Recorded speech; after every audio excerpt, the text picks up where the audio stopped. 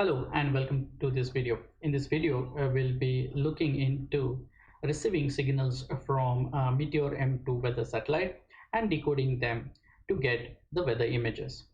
Meteor M2 satellite sends signals in the form of LRPT transmission over frequency 137.100 MHz.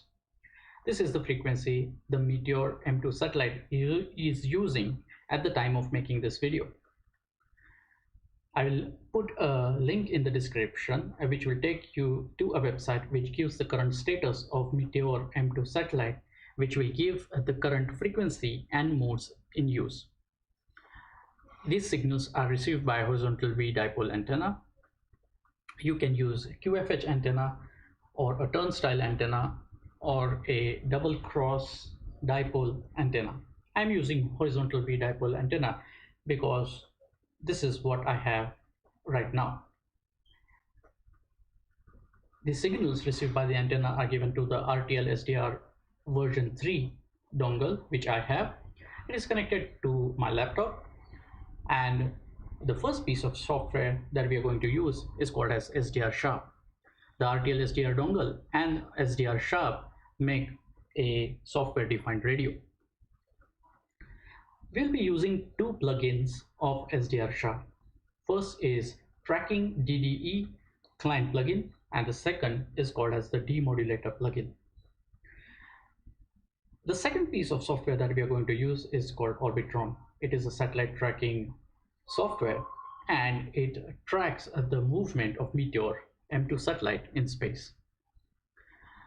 With the help of DDE drivers, it will send information such as the name of the satellite, its elevation angle, and the frequency correction, which is required to take care of the Doppler shift effect. This data is sent to SDR Sharp.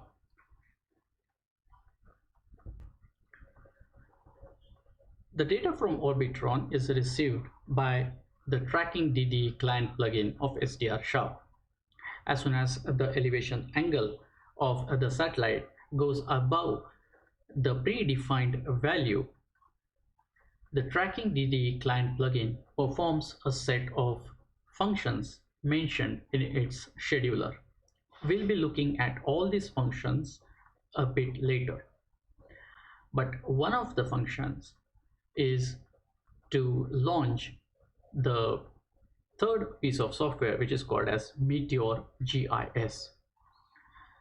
The MeteorGIS will be launched, and it will wait for the Demodulator plugin to log onto the signal. As soon as sufficient amount of signal strength is available, the Demodulator plugin gets locked onto the signal of the Meteor M2 satellite. As soon as it gets locked, the MeteorGIS initiates a fourth piece of software, which is called LRPT Decoder. The SDR Sharp starts sending the demodulated signal to LRPT decoder via TCP socket. The LRPT decoder starts decoding those signals to form a weather image. This weather image would be in RGB as defined in the configuration files of the LRPT decoder. The decoded image will be sent to MeteorGIS, where MeteorGIS will do certain corrections and perform certain enhancements on the image, and finally we get a treated image. The MeteorGIS is also used to configure the LRPT decoder.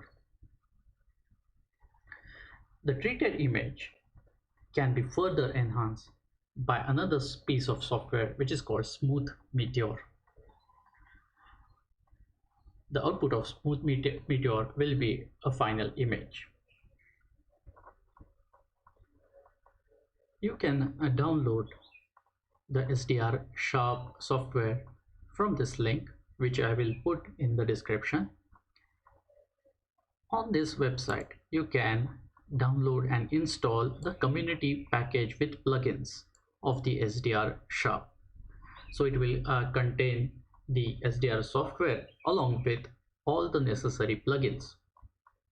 If you scroll down, you can see that there is the Meteor Demodulator plugin as well as the DDE tracker plugin. These two will be used in our process.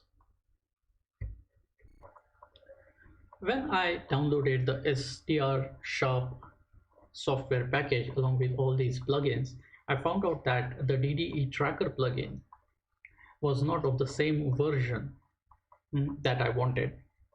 So I will leave a link in the description from where you can download the latest version. When you download the DDE tracker plugin, it will be in the form of a zip file. You should extract all these files into the SDR Sharp folder, which was formed when you install the SDR Sharp software. You need to copy and replace the files whenever it is asked. This is because we are replacing the old files with the new files we downloaded.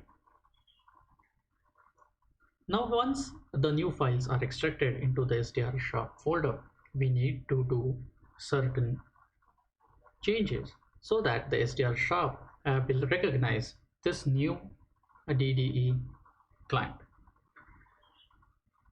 For that, we should go to a file called magicline.txt in the SDR Sharp folder.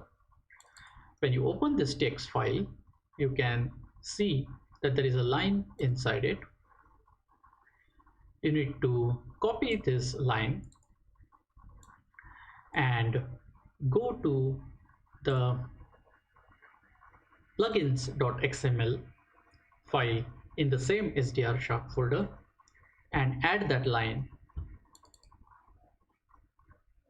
to the set of lines which are in this file.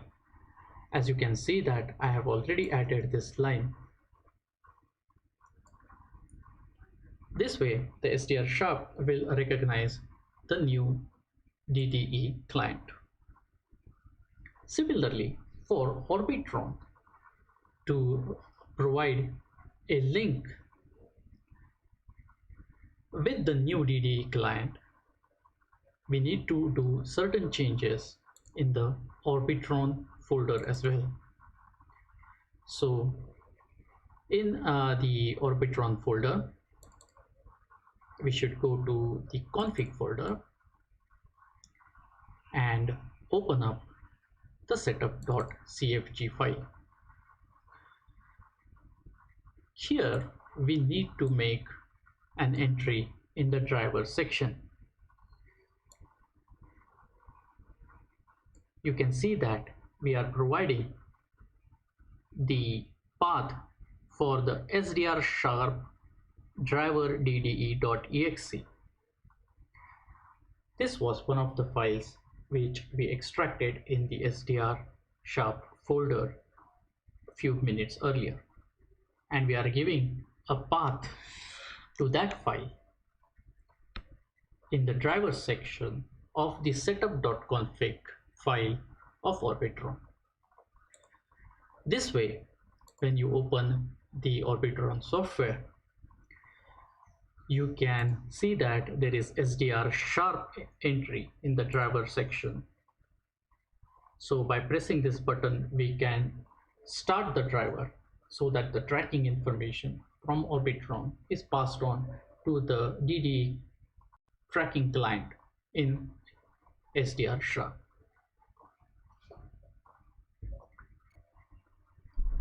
This is the tracking DDE client version 1.2 which we installed just now. If you go to the options button here, you need to select Orbitron, which will be the source of the tracking information.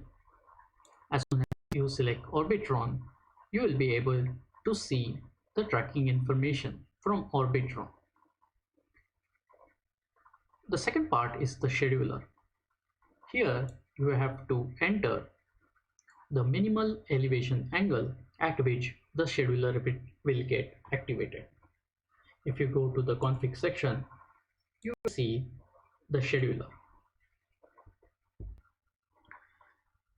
The scheduler performs a set of instructions in a sequential manner. The Orbitron software tracks Meteor M2 and sends the tracking information here. We have defined minimal elevation angle to be 8. So whenever Meteor M2 satellite rises to an elevation angle of 8, the scheduler performs the set of instructions given under the AOS section here in a sequential manner. On the other hand, whenever the Meteor M2 goes below elevation angle of 8 on the other side of its trajectory, the scheduler will perform set of instructions under the section LOS in a sequential manner. Let us see the set of instructions which are defined in the scheduler. So under AOS section, whenever the Meteor M2 satellite rises to 8 degrees of elevation angle, the scheduler will first start the radio. Next, it will set the mode of the radio to wide FM. The third step defines the center frequency of the software-defined radio. The fourth step defines the tuning frequency of the software-defined radio, which is nothing but the downlink frequency of Meteor M2 satellite. The next step defines the tuning bandwidth of the software-defined radio. The next step defines the symbol rate of the Meteor M2 satellite, which is 72,000. The next step is related to the configuration of the LRPT decoder software, which we'll look into a little bit later. The next step starts the new modulator in QPSK mode, which is used for Meteor M2 satellite. In the next step, the tracking frequency which we are receiving from Orbitron here is passed on to the other plugins, which also includes the Demodulator plugin. And in the last step, the MeteorGIS software is started. Similarly, when the Meteor M2 satellite goes below the elevation angle of 8 on the other side of its trajectory, the instructions under LOS are performed. Let us see one by one. It will stop the demodulator, which is configured in QPSK mode. It will stop sending the tracking frequency to other plugins, and it will stop the radio. Whenever you are adding a new satellite, the satellite name should be same as that communicated by Orbitron, and as can be seen here. So this name and this name that you will be giving should match exactly. Now let us check the Demodulator plugin of SDR Sharp software. Here you can see that the modulation type is QPSK and symbol rate is 72,000. If you remember, we have defined it in the scheduler to set the modulation type to QPSK and symbol rate to 72,000, which are valid for Meteor M2 satellite.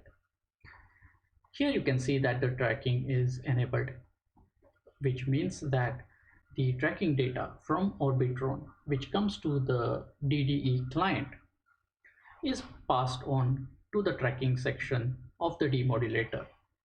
If you remember, we have defined it as one of the instructions to send the tracking data to various plugins.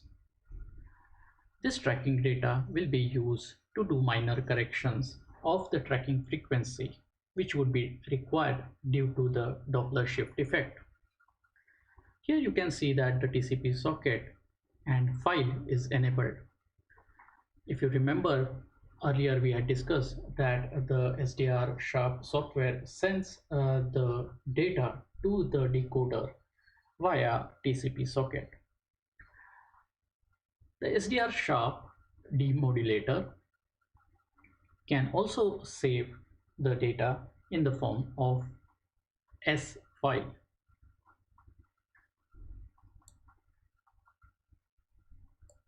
If you go to the configure button, here you can see that the PLL bandwidth is 100. We will leave it at 100. And here we have defined a folder where the recordings of this file will be saved. Here.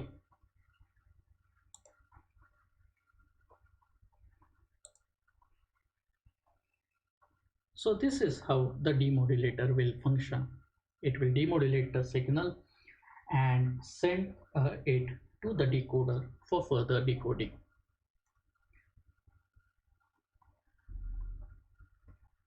Let us see into the functioning of the Demodulator plugin. So whenever Meteor M2 rises to an elevation angle of 8, it is written in the scheduler that the demodulator has to be started with QPSK mode and 72,000 as the symbol rate. So at that point, the demodulator gets activated here. At the same time, it was also written in the scheduler that the MeteorGIS software should get activated. The MeteorGIS gets activated and it waits for the Demodulator plugin to get locked onto a good signal. Whenever the Demodulator plugin gets locked onto a good signal, you can see a text in red which says locked in this space. At that point of time, it is assumed that the demodulator has locked onto a good signal.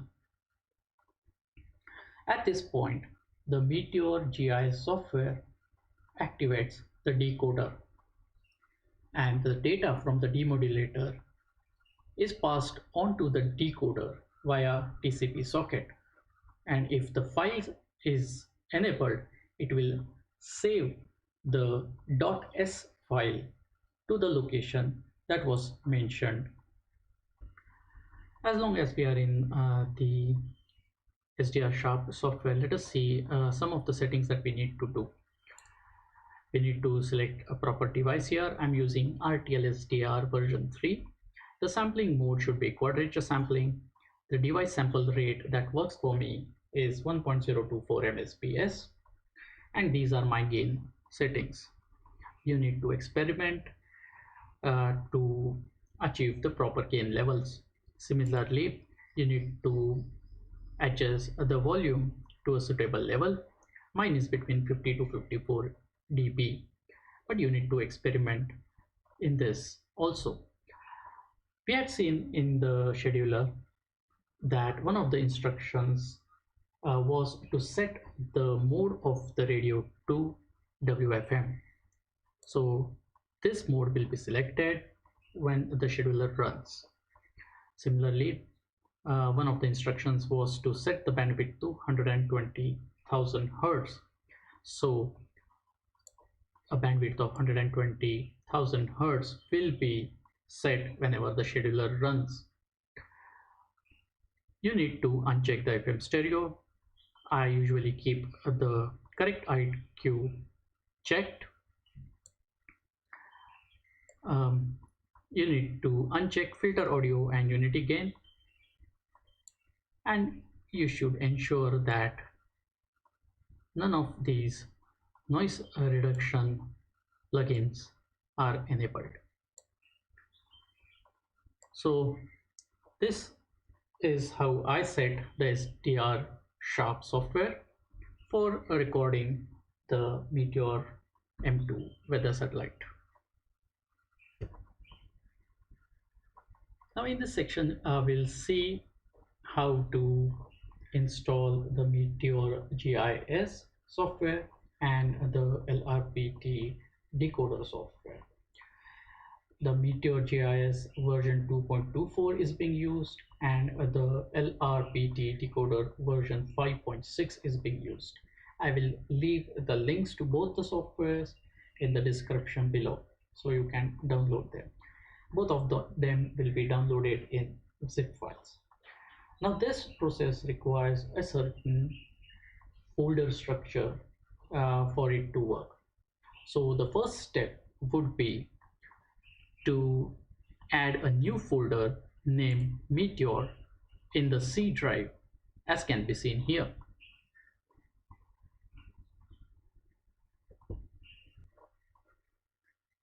The second step is to go inside the Meteor folder and create a folder named Meteor GIS, as seen here.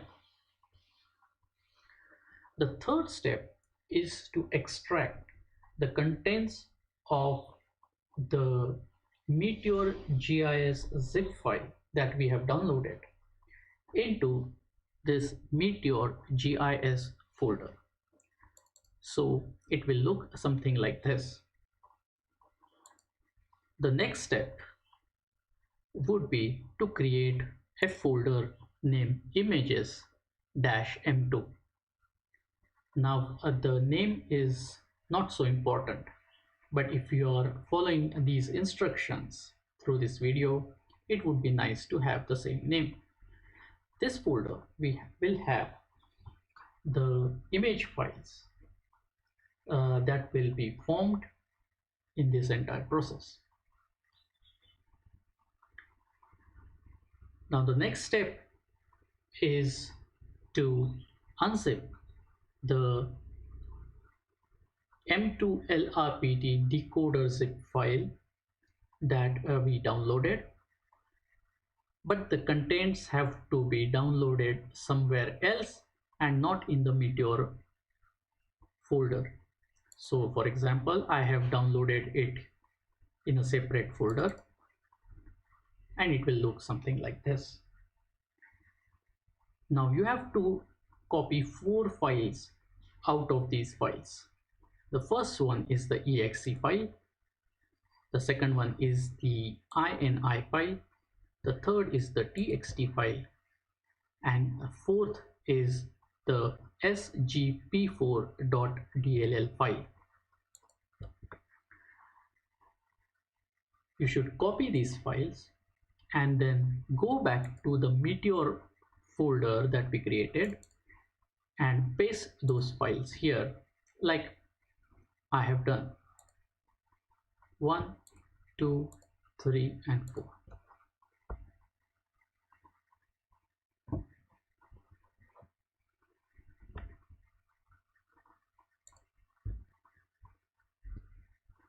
Now I have created one more folder called s_file. This folder is not absolutely necessary to be here, but what you can probably do is create this folder in the Meteor folder, and in the demodulator of SDR Sharp we can go and change the folder for the recordings as the S file folder. This can be done so that all the files remain at the same place.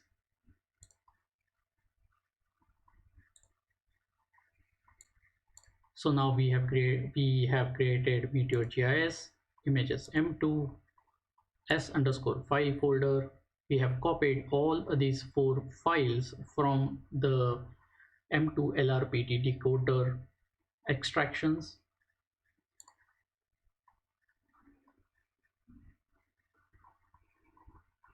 Now at this point I should mention that if we go to the SDR shop and to the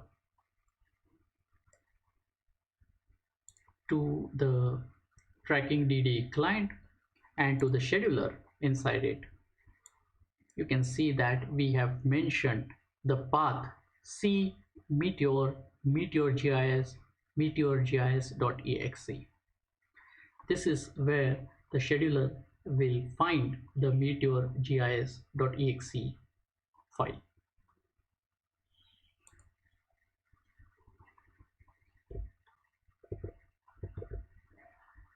So now let's go inside the MeteorGIS folder and let's select MeteorGIS_configurator.exe. Now this configurator is a simple program which can be used to define the default.ini file. But for that to happen, you need to have the default.ini file. I will put a link in the description to get this file. Once you get this file, put it in the MeteorGIS folder and then open the MeteorGIS_configurator.exe.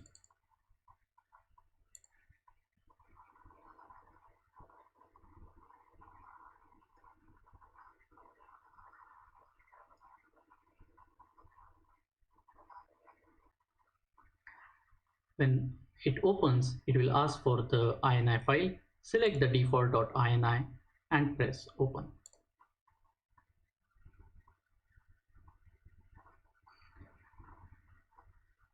The first section is called program. This is where you give a path for the input directory. Now I've made all the directories the same. So the path will be C Meteor images-M2 as input directory, the same path as output directory. The projection should be UTM. Select all the default image types. The time span for composition I've kept as it is on 6. I have not checked for the option to save TLE. I have asked to generate the thumbnails. The thumbnail size is kept as it is at 300. I have not mentioned the thumbnail directory. I have mentioned save type to be BMP. The JPEG quality I have kept to be 95. The save generic composition I have checked yes. Minimum height I have kept 1000 as it is. These options are default as given in this configurator. I have checked the watermark as yes. Watermark place is top centered. Watermark font is the one that is provided with the software. All these options are as it is. I have unchecked watermark from file. I have checked the draw location and I have entered my location longitude and latitudes here. So this is latitude and this is longitude. Now make sure that if it is south in your case, then the number should be negative, and if it is west in your case, then the number should be negative. Mine is north and east, and so the numbers are positive.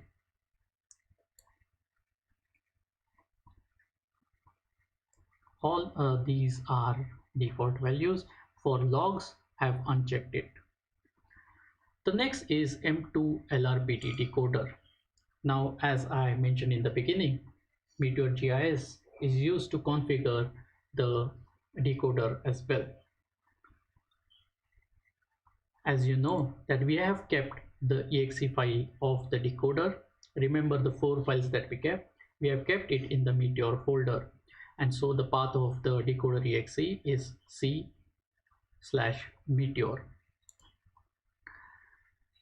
Now these two are the links for Meteor M2 and Meteor M2-2 satellites. Now Meteor M2-2 is not transmitting anymore, not at the time when I'm making this video. So we'll be just focusing on Meteor M2, and these are the links from where the TLE data will be updated. So keep the links as it is. I have unchecked LRPT logs. Mode is kept auto. I've kept APID 70 and VCDUS checked. The path to save decoded images is the same as input and the output directory, the same as that.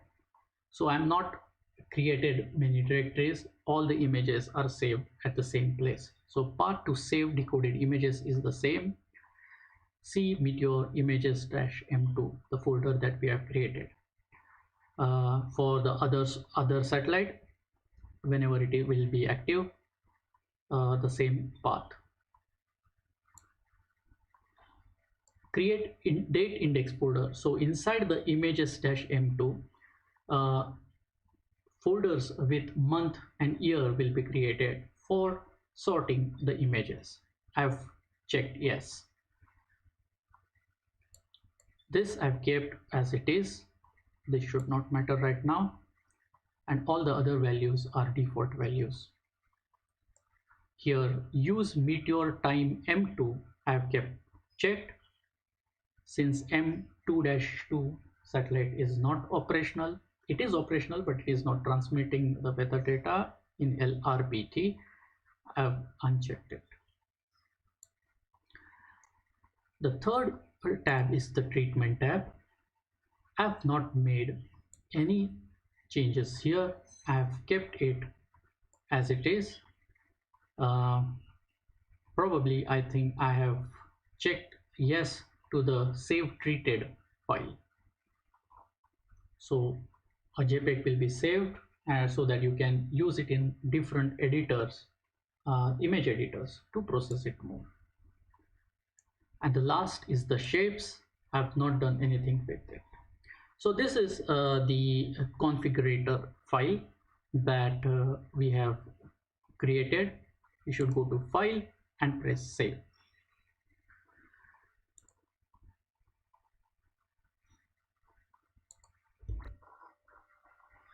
Okay, the next step, you can see there are two more files. Those are text files that can be seen here. M2 underscore TLE.txt and M2.2 TLE.txt. Now let us leave this M2.2 underscore TLE.txt because the satellite M2-2 is not transmitting the weather images to us through LRPT. So let us create a text file with this name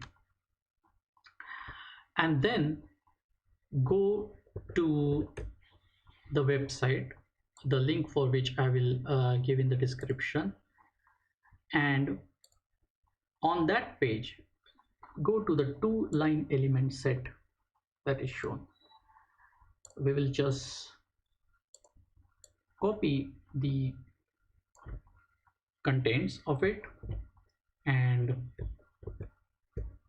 go to the M2 underscore TLE.txt.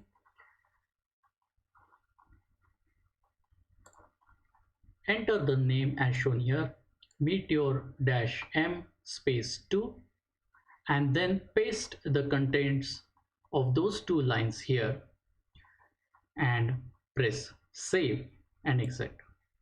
So now we have created the TLE file as well. That's the two-line element file.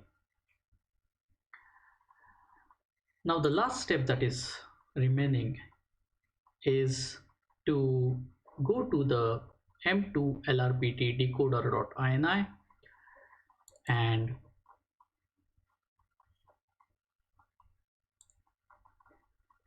check the contents of it. Now, as I have stated before, the MeteorGIS software does take care of the LRPT decoder, but we need to confirm certain things. The satellite has to be set on auto, so it could be M2 or M2-2. If we keep on auto, the software will detect on its own. The source is TCP, should be TCP. Mode should be auto. These will be there by default. Just check localhost 2011. Output. Now here you remember, let me just quickly go back to the scheduler. If you remember that we had put M2 decoder INIT line RGB 122.bmp. Now these are the different modes in which the Meteor M2 is operating. 123, 122, 125 is 5 is with the infrared channel, which is closed right now. So I'm using 122 or 123.bmp. So whenever the scheduler runs, that value gets filled here. In my case, it will be 122.bmp that will get filled here. RGB underscore Q is 100, that remains the same. Mono is yes, logs no, APID 70 yes, BCDU yes. All these values, if you remember in the configurator, APID 70 and BCDU 70 we had put yes. So whenever the MeteorGIS runs, it creates this INI file for the decoder. So the settings are passed from GIS to decoder. We have already defined these paths. These are the index folders. If you remember in the configurator, we had checked mark where it asks that to have folders based on years and months. So that's why it has come here. This glob section does not matter right now. This time will be updated by GIS. We have created this M2 underscore TLE.txt just now, if you remember, and we had put this file and we had put the latest 2-line elements here. Please remember to copy paste exactly, and one should have this name here as it is, Meteor-M space 2. So I will go back to the INI file, and all these values were defined in the configurator. The last section which says fast, the format I have kept is JPG and the mode selected is 1, 2 and 3. But in the configurator or in the scheduler, in the scheduler I had given the mode as 122.bmp, and whatever we write in the scheduler gets overwritten on the decoder.ini file. So whatever is written in the scheduler is the final one. So this is the decoder.ini file which will be formed when the MeteorGIS runs. So we have done the entire settings, and the only thing that is left is to actually track the satellite, demodulate the signal, decode the signal and process the signal, which we'll see further. I hope the instructions were clear enough till the point. So here is what we are going to do. I have already downloaded a baseband of one of the passes of Meteor M2 satellite, and I'm going to play that pass. And in Orbitron we have a feature where we can simulate the movement of the meteor. So I have selected the correct date and time, and I'll be playing it at a speed of every 1 second. So the Meteor M2 was in this position at this time, and when I start, it will simulate the movement of the Meteor M2. I'm doing this because there is no pass right now while I'm making the video. So I'm going to simulate a previous pass for which I have already downloaded the baseband. So everything will happen as it would happen during a live pass. So what can we expect? The Meteor M2 will start moving, and if you see here, this elevation angle will go on increasing.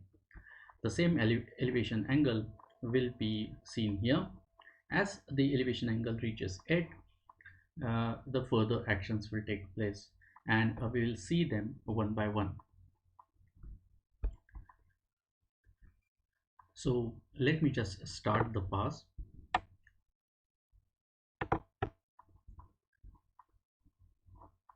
So here you can see that the meteor has started moving, and I am connecting it to the client. So now the angles match, and the angle is slowly increasing. We'll keep this a little aside. Now as the angle reaches 8, the scheduler will be activated, and it will perform the instructions. It will set the frequency, it will set the mode, that is wideband FM. It will start sending the tracking frequency, etc., that we saw earlier, and it will actually start getting the signals, and when the signals become strong enough, the demodulator will be locked.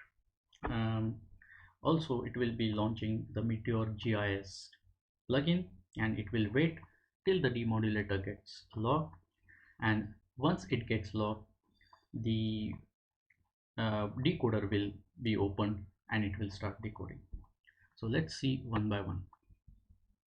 So 8 has reached, the GIS has been launched, and it is connected to demodulator, and now it will wait for the demodulator to get locked, and once the demodulator get locked, it will open, the MeteorGIS will open the decoder.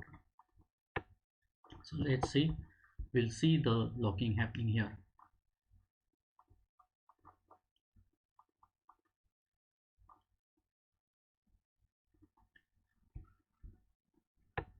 The angle just now is 11.4. Excuse me. My observation is around 15 degrees of elevation angle. The demodulator gets locked.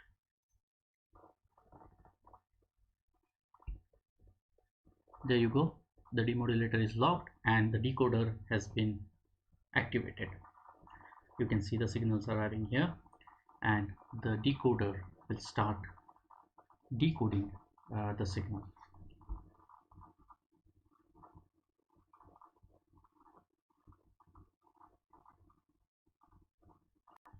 The decoder has started decoding the signal, and now we'll wait for the signal to be fully decoded.